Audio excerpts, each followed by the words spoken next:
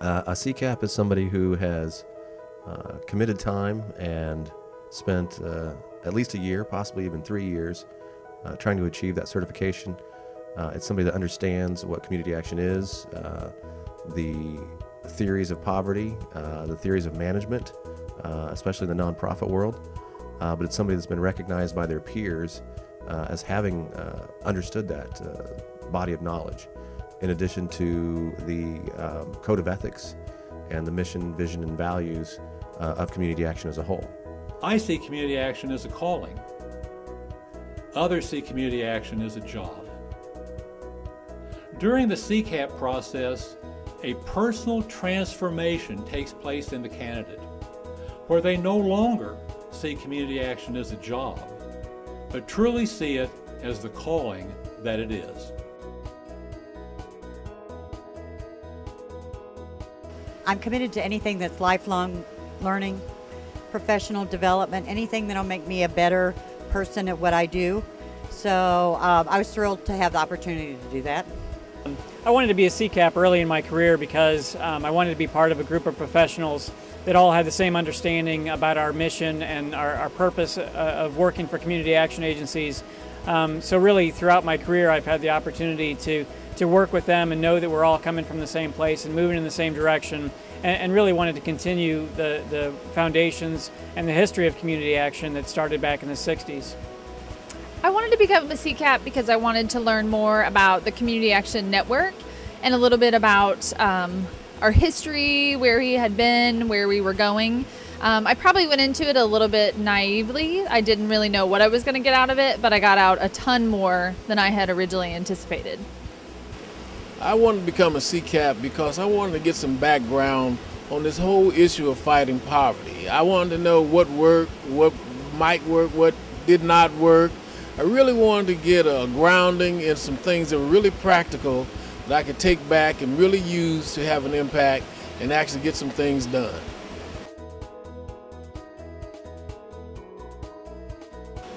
Being a CCAP and having the knowledge about the history of community action and where we came from, and better understanding why community action was created, really laid a solid foundation for me as a manager and a department director to solidify a vision that our agency had to move into the future to continue that mission and that vision to eradicating poverty.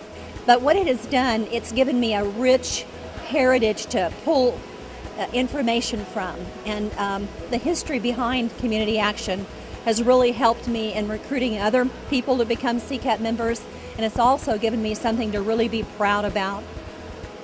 I think giving you that initiative to be the best that you can, that you have learned the history of community action, where it's been, where it's going, and there's so much in the future that we have yet to do. It helps me drive me to be the best community action professional, leader and visionary for the things that we do, and to help engage others to see the vision, to believe in what we believe and help others. People say, oh, it's too hard, it's going to be hard. Well, yeah, it is hard. If it was easy, everybody would have their CCAP and it wouldn't be meaningful. It does challenge you, and you go through, if you go through the CCAP process, you grow and you learn and you develop, and you do get this great certificate to take and show your coworkers, look what I did. But you also get just that incredible sense of accomplishment that you did that for yourself and for your career. I'm not sure this is really advice, but I would ask new people coming into community action whether they care about the poor. Well, yeah, they say they care about the poor. Community action is about caring about the poor. Now, I'll bet that every agency has an audit. And I'll bet that audit is done by a person who's with a name with a title after it, CPA, a certified public accountant. If the person wasn't a certified public accountant, they probably wouldn't even be doing the audit. A certified public accountant would be. And the fact that they're a certified public accountant conveys that they're knowledgeable in the field, proficient in their profession, and are up to the task.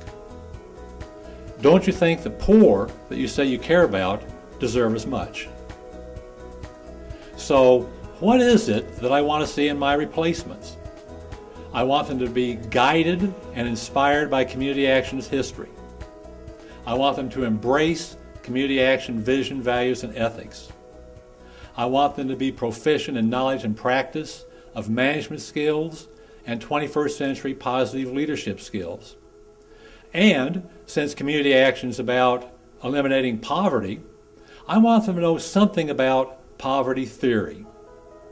So what I want is for my replacements to have these knowledge sets and skill sets and continue the tradition of community action.